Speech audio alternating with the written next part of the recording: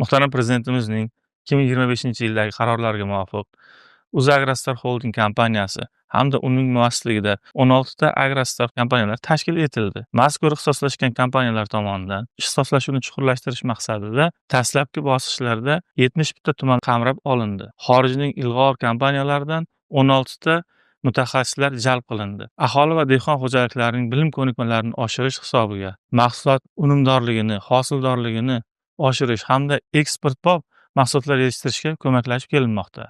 14 ta tomorqa maktablari tashkil qilindi. 2000 dan ortiq aholi va tomorqa yer egalari o'qitildi.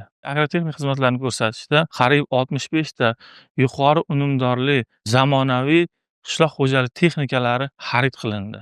Eksportbop qishloq xo'jalik mahsulotlarini yetishtirishda tuproqning unumdorligi muhim ahamiyatga egaligini inobatga olib, qariyb 9000 gektar aholi tomorqalarida tuproq va suv tahlillari olindi. Natijalardan kelib chiqib, aholi tomorqalarida qishloq xo'jalik mahsulotlarini yetishtirish hamda uni eksportga chiqarish yuzasidan qator tavsiyalar berib borildi. Aholi va tomorqa yer egalariga 446,8 ming dona ko'chatlar, shu bilan birga 20 ming tonna arzon va sifatli urug'lar yetkazib berildi. Mamlakatimizda oziq-ovqat xavfsizligini ta'minlashda ixtisoslashgan agrostar kompaniyalari tomonidan qator hissalar qo'shib borilmoqda. Bulung'ur agrostar kompaniyasi tomonidan Gollandiyaning Agrigo kompaniyasidan 2026-yil hosil uchun 6000 tonna kartoshka urug'lari olib kelish boshlandi va dastlabki bosqichda 110 ming tonna kartoshka urug'lari O'zbekistonga yetib keldi.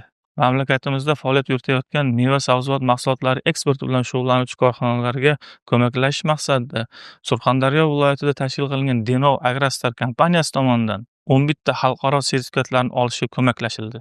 Quva Agrostar tomonidan dastlabki bosqichda 84 ming dollarlik uzum, anor mahsulotlari Yaponiyaga eksporti amalga oshirildi. Qishloq xo'jalik mahsulotlarini yetishtirishda hamda ularni eksport qilishda ko'maklashish maqsadida 2026-yilda 4,6 million tub mevali va uzum ko'chatlari yetkazib berish hamda 13 tonna ekin urug'lari yetkazib berilishi reja qilib olindi. Mamlakatimizdagi aholi tomorqalari hamda dehqon xo'jaliklarida sifatli qishloq xo'jalik texnikalari bilan xizmat ko'rsatish maqsadida ixtisoslashgan agrostar kompaniyalari tomonidan 145 ta zamonaviy texnologiyalar xarid qilinishi, shundan 7 tasiga sun'iy intellekt joriy qilingan texnikalar xarid qilinishi belgilab olindi.